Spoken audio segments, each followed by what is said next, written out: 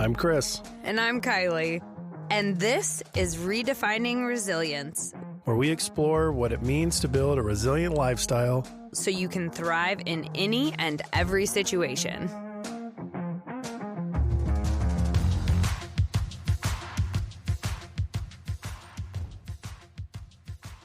Hello and welcome back. Welcome. So we had a very spirited discussion, pun intended, about sober life. We did. Last episode with the amazing ladies of Lauren's AF, Chris and Andy. We thought we would continue the conversation around the sober journey and what life was like before we stopped drinking and afterwards. And, one thing we mentioned last time was that there's no two journeys that are the same. Just like there's no two people that are the same. That's right. So, Chris, you want to start and tell us a little bit about your relationship with alcohol, and we can begin the story of our journeys? How far back do you want me to go? Well, when did you have your first drink? I had my first drink sitting in the back of my buddy's Bronco in a church parking lot, freshman year in high school. That was like before the Broncos got relaunched and became popular. Yes, it was far before that. It was, Broncos first edition. It was a 1984, I think, Bronco. Oh my gosh. Yeah, it was old. It might have even been a 70s. It was cool. It was huge. Okay, so you had a faded blue paint job.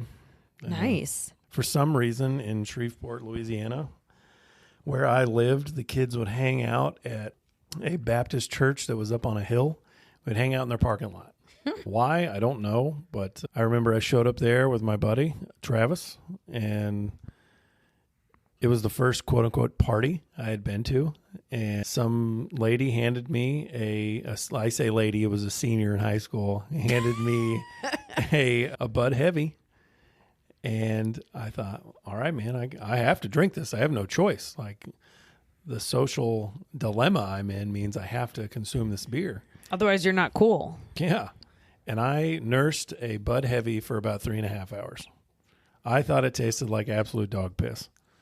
But I felt super cool because I was part of the cool kids drinking beer all together, right? So I had something to talk about when I went back to school. Oh, yeah. And it just started this progression of every single time we got together, we were drinking. And no party happened, no group thing happened. Nobody went and hung out with anybody without alcohol being a part of it. So much so that we joked around about being different stages in alcoholism and how your more aggressive stage of alcoholism or being a lush was just funny.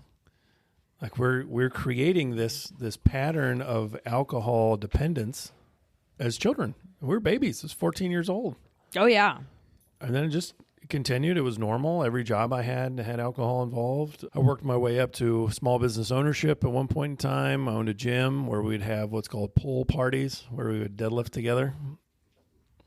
We would have everybody over on a Saturday. I'd bring a couple dozen donuts and a blue ribbon in the morning, and we would drink beer and eat donuts and deadlift. And it was literally a part of everything in my life. I used to drink non-refrigerated Pabst Blue Ribbon. So room temp for Yeah. those that are not piecing together the grossness of what he just said. Yeah, it was room temperature Pabst Blue Ribbon. I loved it. I thought it was the greatest beer ever made. But it got to where one of the defining moments in my life was I was at a pool at the apartment complex I was living at. This was after my divorce. Two of my buddies were with me.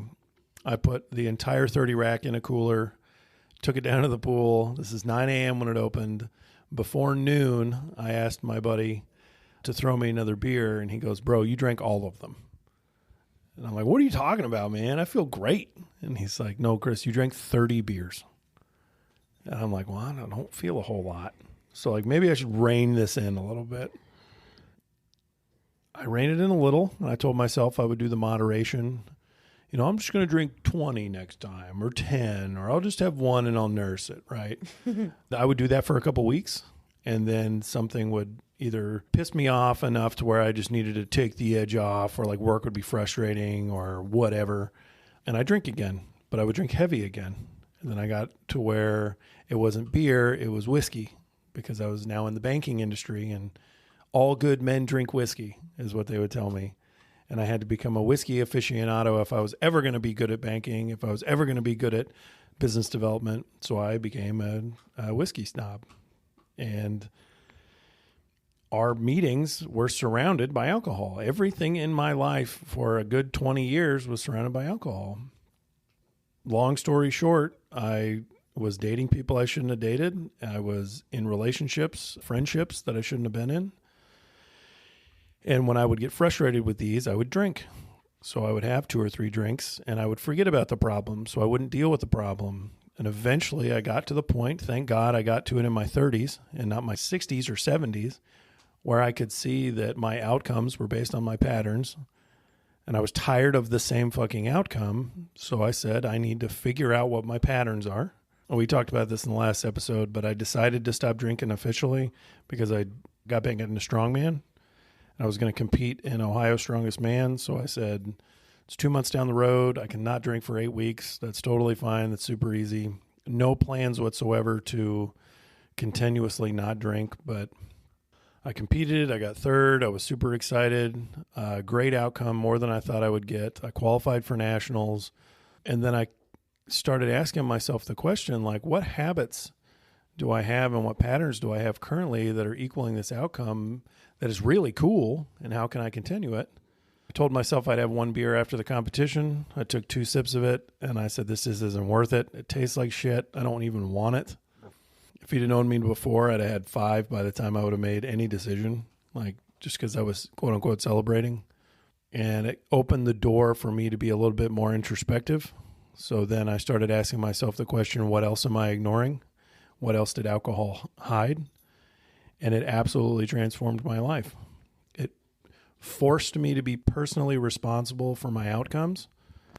So I then was able to say, alcohol caused the problem or exacerbated a problem. So I cannot have it back in my life if I want to continue to become better. So it was really understanding that it was getting in the way of your goal, it sounds like. Well, it was getting in the way of everything. It was getting in the way of my decision-making processes. It was getting in the way of my goals. It was getting in the way of my relationships. It was getting in the way of just processing basic information. I mean, shit, how many movies did we watch that we don't remember? How many conversations did we have that we didn't remember? Concerts. I mean, that social was events. That was my big one. I've seen so many concerts. I literally couldn't even tell you what songs they sang or didn't sing or how it went. Like, yeah. So I thought, at the end of the day, I'm either going to be subject to this thing that is killing me, or I'm not. So that's why I think the moderation thing's so funny. It's because it just doesn't work. You can't introduce it slowly or reintroduce or remove it slowly. It just doesn't, it doesn't allow you to. Well, I think for some, maybe moderation is possible, because I do have friends that will drink like a glass of wine with dinner and that's all they want. That's, they know when to stop. But I think it's really interesting because if you go back to like how it all began, I don't know anybody who took their first drink of alcohol and was like, oh man, this is delicious. No, I don't. I think every child's reaction, because I think most of us have tried alcohol like as a child at some point, whether it's like stealing a sip of your parents or, they say, yeah, you can have a sip, whatever. The initial reaction from just about anybody that's young is going to be like, ugh, that's disgusting. It's because it is. But what? Initially. But what does everybody say when you drink and you're like, oh, this is nasty? What do they say? It's an acquired taste. 100%. So we've literally been conditioned to learn how to tolerate the taste of alcohol in order to reap the quote benefits of the drug. I mean, it really is a drug. It's mind altering. Well, if you look at where most things come from, which is the military, because it was so powerful for so long and everybody was involved.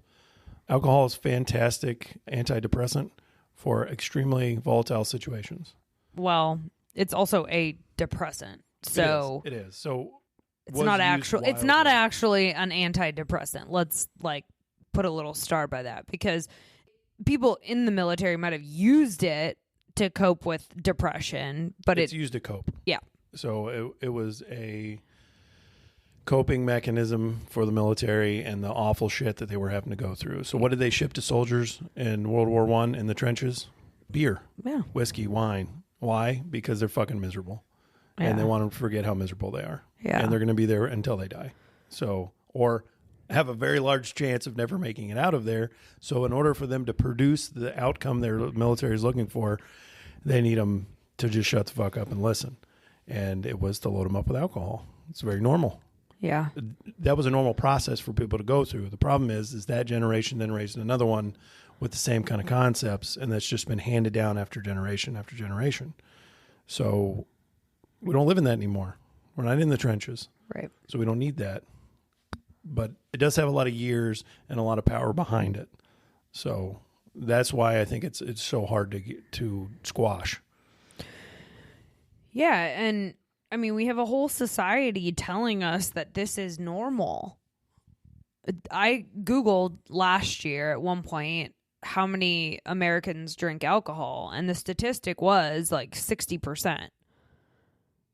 And I'm assuming that's of the adults, so do your own research. But if 60% of adults in America are drinking alcohol, that means that the majority of people are drinking and are using this substance on a regular basis, quote, making it normal, right? So if we're trying to fit in as a society with the majority of society, well, what are we going to do? We're going to do what most people do, and it's drink. And I mean, my experience was, I don't think all that different from yours. I grew up in a house where both my parents drank. My parents actually owned a liquor store. So even more ingrained in my upbringing, I was making ramen diets for my mom when I was a kid. I was the child bartender. I loved it.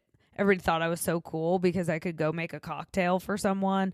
I had no idea what I was even doing. I just knew you filled the Captain Morgan up to a certain point in the glass, and then you fill up the rest with Diet Coke, and then you put a lime in it. And I knew the process. I loved the attention from the adults when I'd bring a cocktail out. I was the life of the party as a child, and I thought it was so cool. So then fast forward to high school, I really didn't even have an interest in drinking until I started getting invited to parties with the older high schoolers. I played softball, so my friends, the older softball girls, would invite me over to sleepovers, and then we were raiding the parents' refrigerators and liquor cabinets and stealing. We did everything. You take the vodka and pour water back into it to give the illusion that nothing was consumed. We did all the tricks. I stole wine coolers. I tried all of the things. Nothing actually tasted good, but I just did what everybody else was doing and drank the stuff, even though it tasted like crap. The wine coolers, because they were packed full with sugar, were a little more tolerable. And then fast forward to college, when we could get this stuff even easier, and we didn't have to sneak around parents, where it was just everybody's out in the open drinking, no matter how old you are. I mean, I went to Indiana University, huge party school. So, I mean, I can't remember a single person I met in college that did not drink. Not a one. And that's not a tiny school. No, there's 50,000 people. And you were around a ton of people. All the time. Yeah. Yeah, I don't remember anybody not drinking. And we would have plenty of upperclassmen that we were friends with, and they would get us alcohol. I mean, we had fake IDs. We were doing everything. Everything we shouldn't have been doing. Do you remember the name on your fake ID? It was mine. Mine was Randall Scott Festivan III. Okay, that's not even believable. It was Randall Scott Festivan III. Yeah. That's ridiculous. Yeah, it was awesome. My fake ID was from Akron, Ohio. Akron? Yeah. From Akron, Ohio, huh? Akron. Sorry. Yeah, we got busted, so that resulted in a $400 drinking ticket. It cost $399, and when they gave me $1 back in change, it was kind of insulting. I'm like, is there a charity I can donate this to? Well, hey, at least you got $1 back. Yeah, whatever. Anyway, I spent my open house money on that drinking ticket, and then I had to tell my dad that I ran out of money because I had to pay a $400 drinking ticket. So that was fun. But yeah, it just was so normal to be partying like 5 days a week. I mean, now I'm starting to accumulate extra weight on my body. I started gaining weight, the freshman 15. I don't know if mine was 15 or 50, but I gained a bunch of weight in college. I mean, I was the largest I had ever been, and it just continued because I didn't stop drinking after college. I ended up being a bartender once I turned 21. So I started serving people alcohol. If I wasn't out drinking, I was bartending, so I was around it constantly. I managed the bar that I worked at, and then a couple years after I graduated, I finally moved on to get a quote real job.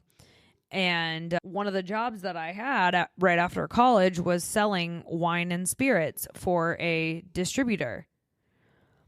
And then at that point, I was literally bar hopping for a job. I got paid to go to strip clubs and bars. Yahoo. In the middle of the day.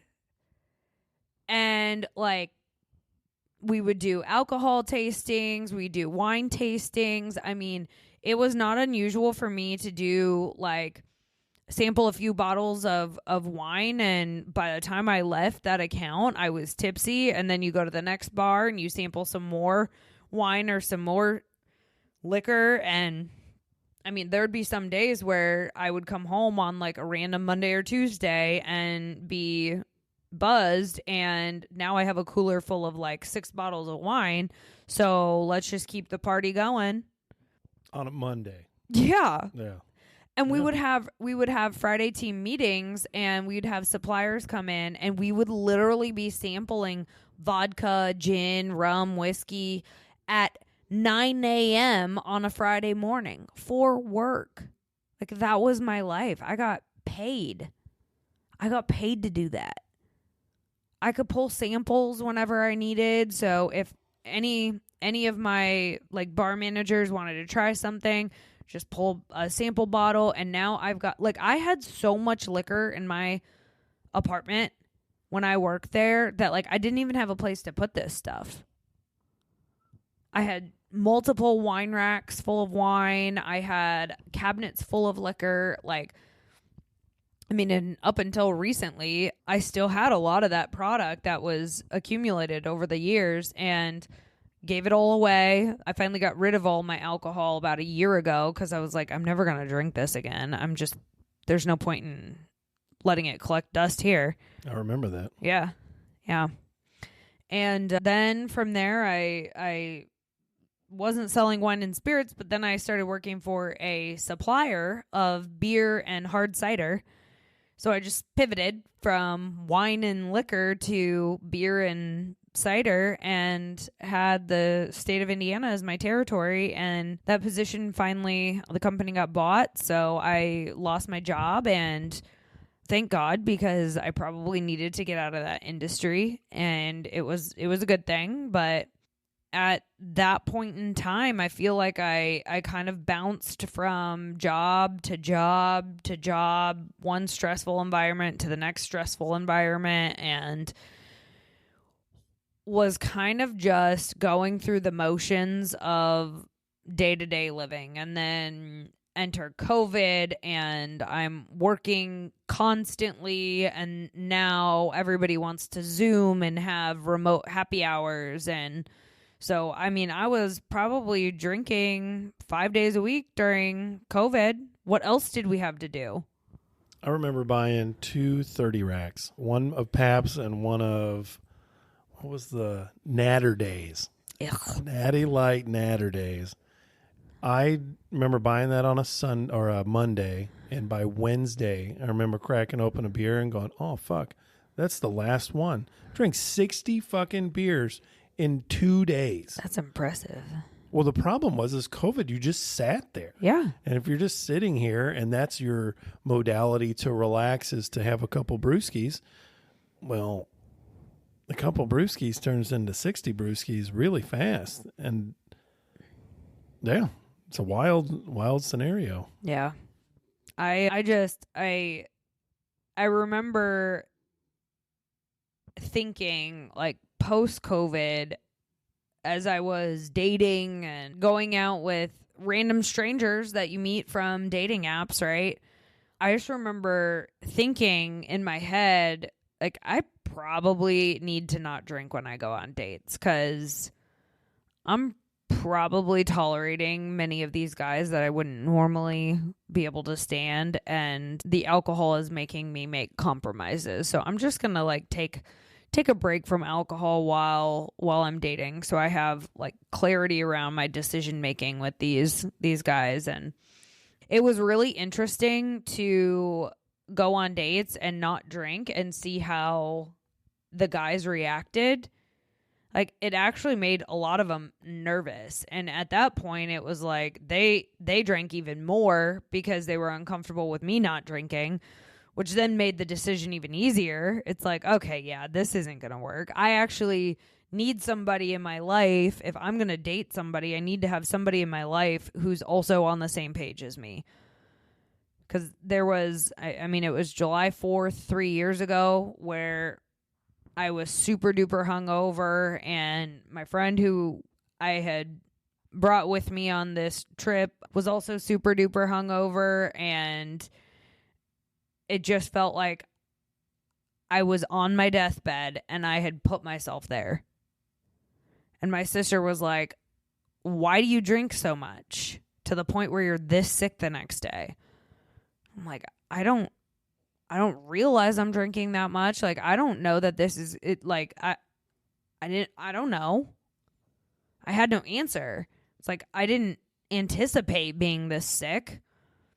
And she said, "Well, don't you think that's a problem?" And I had to answer that question. One of the things that I think is so fascinating is when we get that question, it seems so silly. It's like we look back at our lives now and we think, "Oh man, why would I do that? That's pretty stupid, you know? I'm going to ingest all this stuff that my body wants to absolutely get rid of and tries to get it out of me as fast as possible, either by peeing or throwing up. Like, it wants to get it out of there. It doesn't need it. But we just continuously do it." I remember a buddy asking me, "Man, you think you can drink that many waters?" And I'm like, "I don't think I can. I don't think I can drink that much water in a day, and I'll smash a 30 rack of beer." That's nuts. I never even thought about that. Yeah, I'm not cracking open 30 waters. No. I mean, you do drink a healthy amount of soda water. I will say that. I do. I could probably drink 30 soda waters. I think they're fantastic. But even then, I'd have to try. Yeah. I'd have to be very intentional about that and Yeah. pace it out. Alcohol, it limited my ability to reason so much so. The more I drank, the more I was okay with drinking. Yeah. And not that I want to like shit on anybody that's just having a couple beers every now and then. That's not the people I think we're having this conversation to. Mm-hmm. I think we're having it to everybody. I want them to hear it. I want them to understand where we're coming from. But I want you to understand that, like, you're not abnormal if you struggle with the fact that you can't stop yourself from drinking 50 fucking beers when you start drinking. That's literally the way the system is built. That inhibits your decision-making processes. And part of your decision-making process is, should I drink more? And it's not that you have like some moral conundrum and you're a horrible person because you can't do it. You can't stop. It's because the thing is inhibiting your ability to. Yeah. It's like the chicken or the egg. I mean, it really is, because the more you drink, the more you are in the habit of drinking.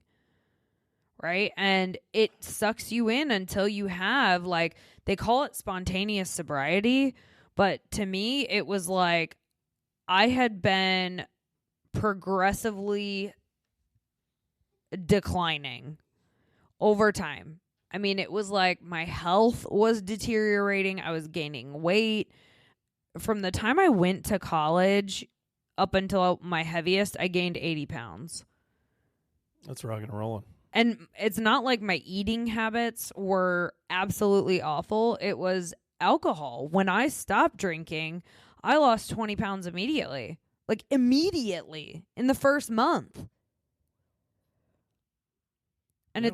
it's like all of my stress, I could somehow point it back to alcohol. Like, I would wake up on the weekends, like, lonely when I was single, lonely, thinking to myself, well, I need to go out tonight to put myself, quote, out there. And where's the it's not like I can go to the library on a Friday night to find a soulmate, right? So, you know, in my mind, my only choice was go to a bar and see if Mr. Right's there. So, like, that was my main motivation for going out, was because I was single, trying not to be single. But realistically, are all of the, like, fucking winners out there coming to the bar? No, I probably was searching in the wrong place the whole time for Mr. Right, and in the meantime was doing all of this damage to my body, putting this poison in on a recurring basis. I'd be less motivated to go to the gym. I mean, how can you when you're hungover? Like, you feel like shit. The only thing you want to do, well, me, is eat mac and cheese. So I'd eat mac and cheese, or I'd eat a frozen pizza, Netflix all day, feel better by the time evening rolls around, just in time to get up and go out again. And it's like this vicious cycle. And, you know, I wake up the next day and it's like, well, now I'm stressed out because I didn't get anything done yesterday on my day off, and I had this laundry list of to-do things to knock out, and I didn't do any of it. So now I have to do it on Sunday. Oh, and by the way, I feel like shit again. So, or compounded shit because you're hungover the second time, which is always the worst. Yeah. What flipped the switch for you? What was like? Yeah, it was my sister asking me, if you think you have a problem, and then me having a conversation in my own head about whether or not I do have a problem. Yeah. Like, I looked at my friend who was super hungover that weekend. She was more hungover than I was, puking out of the side of my Jeep. Thank God the sides were off. Could have been a disaster.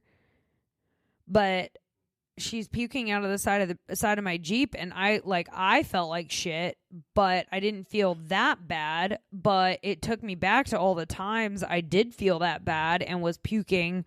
You know, I've puked in my car before while driving because I was so hungover. I've had to pull over before because I was so hungover. And I looked at her and I saw me, and I was like, I don't want that life anymore. Like, I cannot do that. I'm too old for this shit. I need to grow up. I'm not being the best version of myself. I wouldn't date me like this. That's it right there, right? That's the question that I don't think people ask because it's very intrusive. Would you date you like this? Well, if I'd asked myself that question, sitting in my underwear, drinking room temperature Pabst Blue Ribbon, watching the fucking Rocky IV for the 19th time? Abso-fucking-lutely not. What a loser. But I was the byproduct of what I thought masculinity was, or what I thought a good man was this thing. Well, it didn't equal anything I wanted, and I would get frustrated with myself because I wasn't where I wanted to be, so I would have another beer. That's the reality that we grew up in. Yeah. You know, every sitcom had a dad with a beer belly cracking open a beer and a mom that was doing housework drinking some wine. It was just what you did. These are the subtle cues that we don't understand, have been deeply ingrained in our society and our upbringing that we don't even pay attention to. But like, the advertising's everywhere. You see liquor ads everywhere. You go out to eat, they have just as much of a drink menu as they do a food menu. In fact, most of the time the drink menus are far more extensive than the one-page food menu. Right? You scroll through several pages of alcohol options and there's one page of food, because that's where they make their money. I know, because I did the costs for alcohol sales versus food sales. The margins on food sales are minuscule. They make their money in alcohol sales. Yeah. Anywhere you go. So it's not that we have this big, giant, elaborate system that's trying to kill all Americans or anything. Or no, humans. it's just that why would you not capitalize on something that is selling, right? Like, so Exactly. it's not like restaurants are trying to kill us. It's just that they're absolutely monetizing on the fact that we as Americans drink and they can profit off of it. Yeah. That's why it's marketed as the man's drink, or a way for a woman to relax and feel pretty about herself. It's the high-end people drink high-end alcohol. Well, and now it's trashy also people go to NASCAR races and drink room temperature Pabst Blue Ribbon. yeah. Well, and it's not even that. I think it's now they're incorporating, this is the light beer. So this is like the healthier option. This is the low calorie flavored seltzer water, hard seltzer water, right? Like, now we have alternatives that make us feel less guilty about it. But at the end of the day, it's still alcohol that you're putting into your body that your body cannot process. I want to open this up for anybody that wants to argue this point, because I think it's a fascinating argument. I do not think you will be able to find anything that proves to the contrary. Alcohol is horrible for you in any capacity. That is it. Yeah, there's no health benefits. There literally is zero. Some may say, oh, well, it helps me unwind. No, it's just a ritual that you have conditioned your brain to experience. I was that person that needed to unwind. When I stopped drinking alcohol, I still pulled out a wine glass, but I poured soda water in it, and it was the same process, just a different liquid inside the cup, and it still helped me unwind. And it's not that it calms your nerves, like when you go to a networking event, let's say, and you get to this place where you don't know anybody, and it's like, oh, I gotta go to the bar, get a drink to calm my nerves. You're not calming your nerves. You're just acclimating to a new space, a new environment that you're not familiar with people you're not familiar with, right? Anybody would be a little bit anxious in that situation because it's a new situation. So once you're there for a few minutes, you start to calm down, acclimate to your surroundings, and it's not that the drink did anything. It's that you just chilled out and took a moment to adjust to the scene. Now, you could say, oh, it helps me sleep better. It actually does not. The quality of your sleep suffers tremendously. I wore a Whoop and now an Oura Ring, which tracks my heart rate. And the quality of my sleep when I was drinking gave me awful recoveries. So every single weekend when I would go drink, I would wake up Saturday and Sunday with a shitty sleep score. I had a shitty sleep score on average. I collected data for 2 years. I had a shitty sleep score 12 days out of the month when I was drinking. When I stopped drinking, I had 3 shitty nights of sleep each month. So I got 9 nights of sleep back just by stopping drinking. And that was probably, my nervous system is far more regulated now than it was even back then. So I don't even have bad nights of sleep anymore, like at all. It takes a lot. And even on the nights where I think I got shitty sleep, I got good sleep. It's just interesting to dig through this because, well, for multiple reasons. One, we were just fed a lie for a lot of years. And it's easy to believe because the marketing is exceptional. There's a ton of money in this industry. It will do all it can to prove that it's not going to kill you because it's your fault you drank too much. It's not their fault that there's alcohol or they create alcohol. So the onus is on the consumer, not the person that's creating it, which I partially agree with. I can't eat cake all the time and then get mad at Hostess for making cakes. So you got to understand you're responsible for your outcome. But the reason why it's so powerful is because we purchase it at the rate that we purchase it at. Yep. It's like cereal. Cereal's poison. There's all things pointing towards that. It's just total shit for you. Sugar-filled garbage with fake dyes and whatnot. We still buy it because the marketing is exceptional. The box of Cheerios says it's going to save your family from heart disease. Yeah. That is 100% false. There's nothing in that that's going to help that. But the market isn't exceptional. So you need to give yourself a little bit of grace when we're talking about this and understand that you have been taken. You were sold, man, a bill of goods that isn't good. Well, and need I remind you, we both were taken too. Like hard. Well, and this is why I feel so passionate about it, because it's like I look at my former self and I'm like, what were you thinking? Why didn't we stop this sooner? How do I help other people understand that there's a better life waiting for you? And then fast forward to I'm starting to like, this was before I actually pulled the plug on alcohol, but I started asking people who didn't drink, and there were only a few of them that I knew of. I asked Alex, my communications coach, what not drinking was like. And you know what was really surprising to me is like Alex seemed super normal. Like I never would have even thought. You think they're like some religious nutcase? Well, you think like oh, when we think of somebody who's abusing alcohol, we think of like the drunk that is drinking because they're depressed. Or they're hitting a rock bottom somewhere. You don't think about the everyday person that is going to their Monday through Friday job, grinding it out, working really hard, a high achiever mentally, and also like going to the gym. I mean, there was a period of time where I was drinking every weekend and going to CrossFit 5 days a week. So seemingly I looked like I was fit and healthy.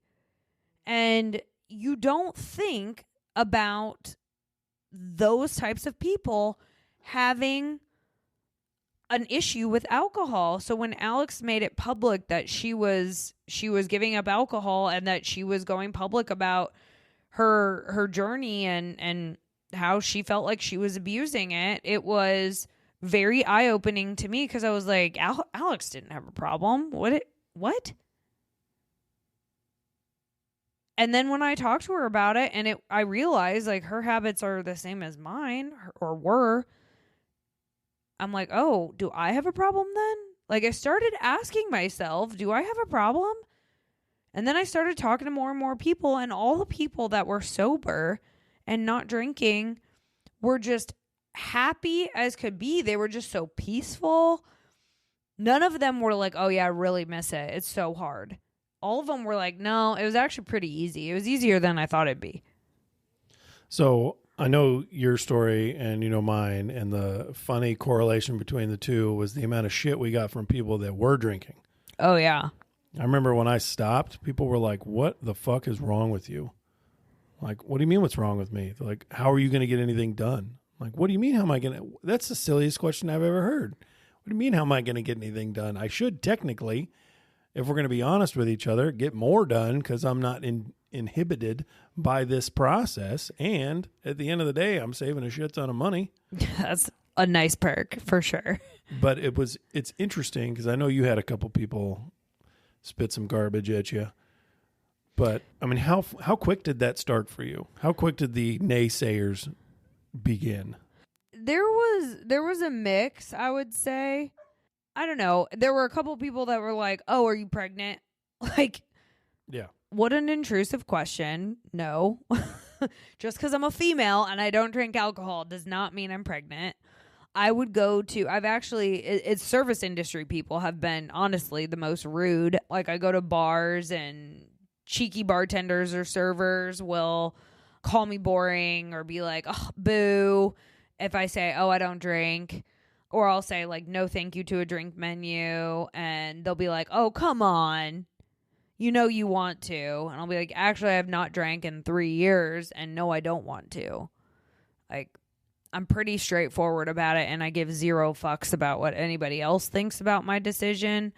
And then I had some people where their responses were really interesting because to me, it was very clear that it was coming from a place of insecurity, where some people would be like, "Oh, well, I don't drink that much either. Just like on the weekends when I'm like, we're out to dinner or something." And those are usually the people that are like old Kiley. And old Kiley would have said the same thing. Old Kiley would have said, "Oh, I don't drink that much. I just drink like on occasion when I'm out with my girls or blah, blah, blah." And I was drinking very consistently Friday, Saturday. Well, consistency doesn't mean every day. Consistency means it's habitual. On a regular basis. Yeah. Regular basis could be once a week. Yeah.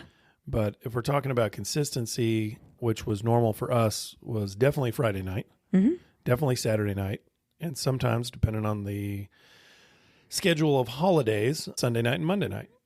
So I remember multiple times in the bank, we would hit $1 Pabst Blue Ribbon time at Applebee's. And they served Pabst Blue Ribbon out of a boot glass.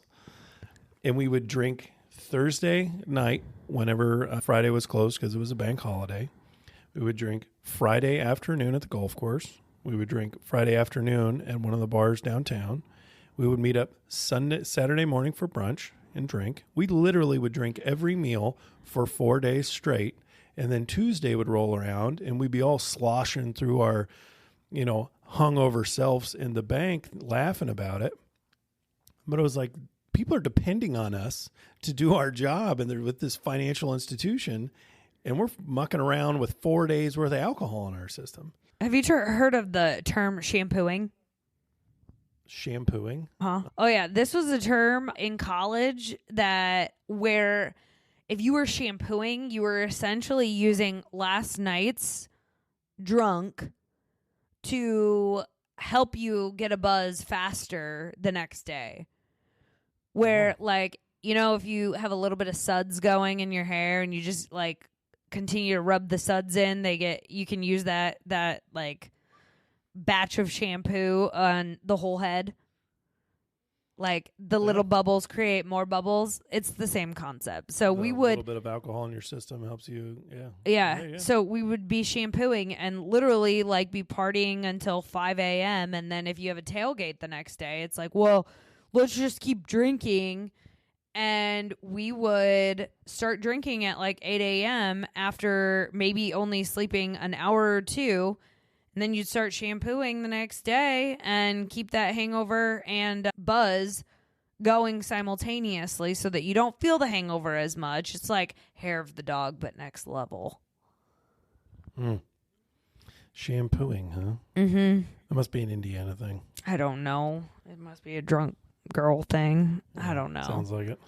But yeah, I mean, it was so intense for so long, and then like getting myself off of that, my body went through a lot of changes. And I think we'll have another conversation about this and talk about like how we did it from like a mindset and tactical perspective of how we got sober, because there's some intentionality behind it that I think is really important. And if this is something you're interested in, the next episode will be really where we go from here.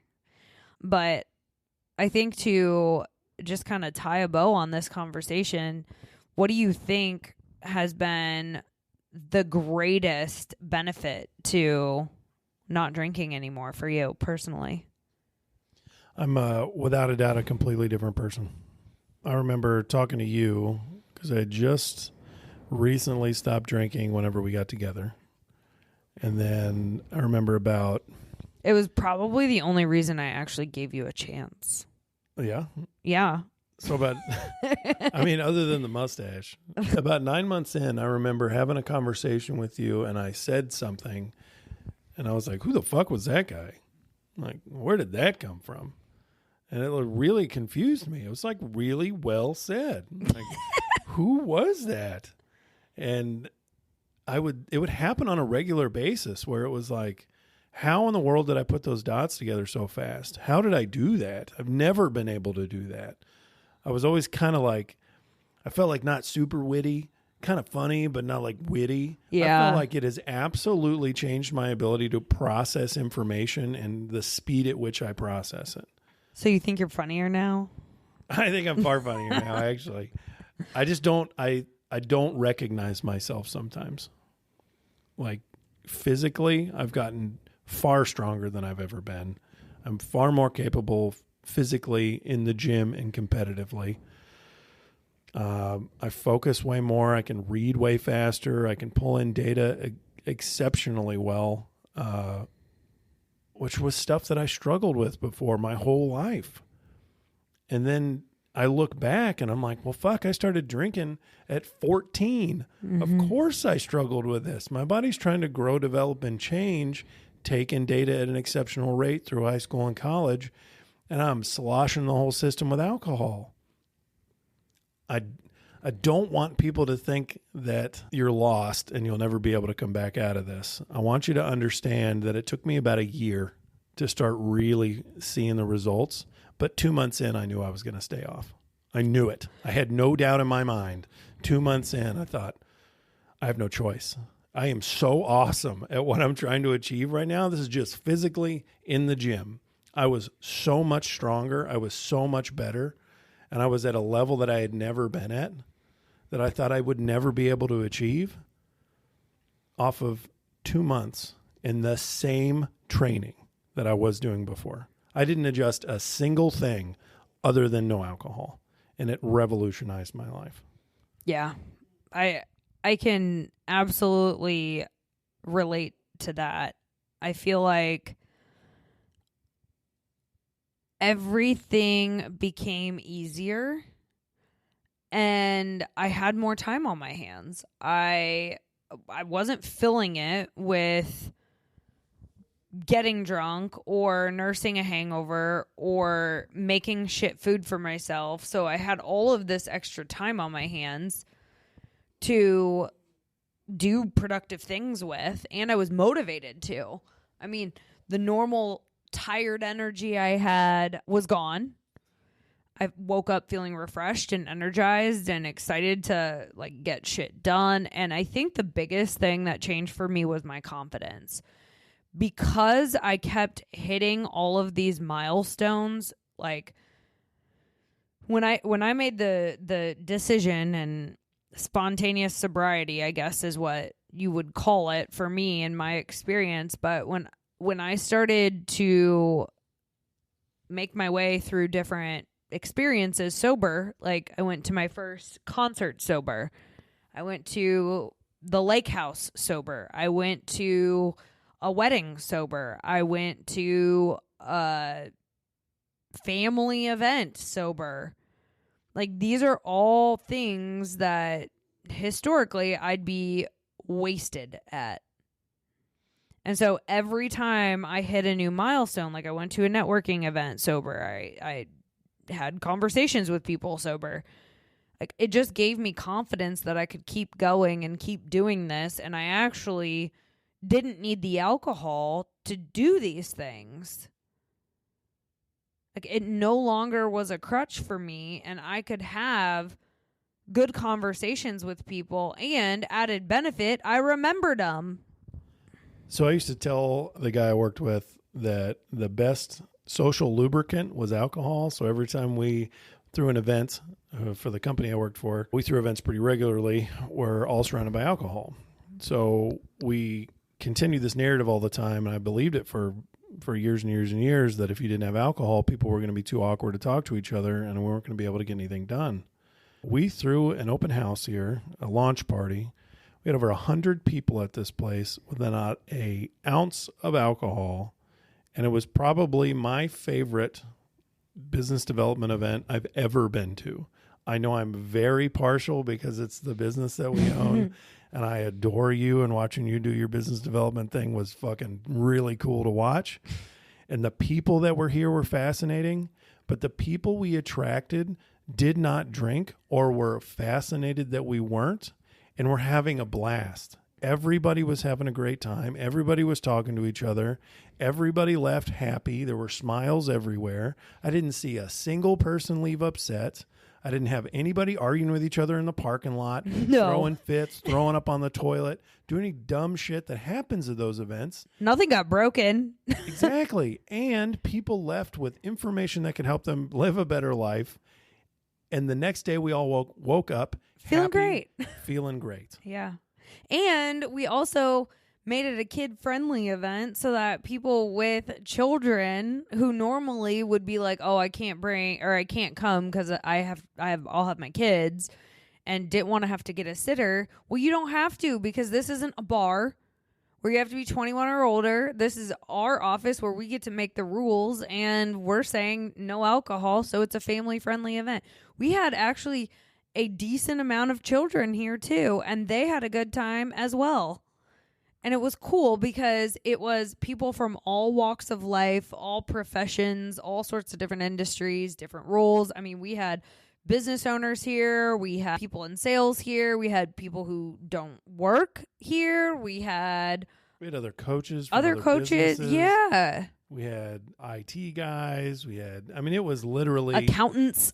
Anybody and everybody that normally is a part of a networking event that is covered in alcohol, or at least offers it, that usually partake in, had a blast here. Mm-hmm. It's not like we just invited a bunch of mindset gurus and Tony Robbins. We invited normal fucking people to come hang out at a normal fucking place, and they had a blast without it. Yeah. And the data that was given, the things that we told people, they remembered. Yeah. Like, I had a client come in the other day that was at that party that goes, I remember what you were telling that other person, and I thought that was really cool. I had no idea she was even listening. Yeah. But she was listening because everybody was intentional with their time there. Yeah. The conversations were fire. It was awesome. Well, and I think it's very powerful what you just said. People are watching, people are listening. And if you don't take any inspired action after listening to this podcast episode, and let's just say you have kids or you have people that look up to you, think about what kind of example you're setting. Because I look at me as a child. I grew up in a family that drank. It was normal. I thought it was normal. If I had grown up in a family that didn't drink alcohol, maybe I would have had a different experience. And I'm not saying it's my parents' fault, because it's not. I became old enough at one point in time to make my own decision, but like my brain was making the decisions for me on autopilot, and it wasn't until I took a hard look in the mirror and asked myself, like, are you getting to where you want to go? Is alcohol helping you or hindering you? And it was very obvious to me that the answer was it was hindering me, and I needed to make a change. So I think I know that's my goal. I know it's your goal for this business. It's our goal as a couple to help people shortcut the bullshit. Yeah. If we could help you understand anything, it's that you are responsible for your outcomes based on the patterns that you create. Your patterns are the things that drive your outcome. You cannot say, I want a better life. You cannot say, I want a better outcome, a better whatever the hell at the end of the world or end of the road here, without adjusting the things you do on a daily basis. Your outcomes are based on your patterns. Adjust your patterns, you adjust your outcome. I don't care if you drink one time a month. If that's one time a month stops you from doing something productive, you need to take a hard look at that. Is that something that's going to stop you or help you get to your goal? That's everything. Alcohol is just the one thing we're talking about now. There's things we can go into, how you spend your time, how you budget yourself, like all these other things. I think based on my life, that alcohol was a large portion of the reasons I made the bad decisions that I made. Not necessarily horrible. I never gotten a DUI or a car wreck or anything from it. But there was probably multiple times I was close to it. Oh, I know. I for sure was. I mean, the part of your brain that makes good decisions is turned off when you're drinking alcohol. So you're not detecting danger. Everything seems like a good idea, and there's no apparent risk in anything because everything's a fun little adventure when you're drunk. And I made some very questionable decisions, and I'm happy to share some of those, not publicly, but in private if anybody wants to know. But I mean, the only reason I didn't have DUIs or got into drunk driving accidents or whatever was just because I got lucky. And that was kind of a realization for me too when I was taking the hard look in the mirror and saying, yeah, I think I have a problem. And I don't label myself an alcoholic. I think at one point I had an alcohol problem. Yes. I don't think labeling myself is a productive exercise because I no longer have an issue with alcohol. I no longer have a relationship with alcohol. It's pretty easy. But I would just say that if you don't think that alcohol is a problem, it may not be. But have you ever challenged yourself to go a month or two without it and see how you feel? If it's not a problem, you can do it. Yeah. And that was really like the logic that I had to think through because that was the only way for me to know if I had a problem or not. If I didn't have a problem, then I could stop. Or there would be no side effects. That was my question. All right, so if I'm going to do this and I'm going to go to Ohio's Strongest Man and not drink, if I perform better, I'm off it. And I perform better, so I was off it. But I'm a very cut and dry kind of guy. Like if I can prove to myself that this is the outcome that I want, it's going to help me get there, I'm all in. I'm fine with self-deprivation. I want to see how much I can handle. I'm kind of weird with that. So I understand that it's not how most people do it. So I think the next episode when we get into how you actually go through this, it's going to be extremely beneficial. We can only give the patterns that we created for ourselves. I can't tell you how to do it for yourself. So what we are going to do is explain how we went through this process ourselves, the daily actions that we went through, the monthly, weekly, yearly stuff we would give ourselves checklists for. I know I did that for myself a lot, and goals and things like that. But at the end of the day, this is all about personal responsibility. And I want you to understand that you have the power to affect your life in a positive or a negative way. And you're going to get one of the two, but you have the power to change it.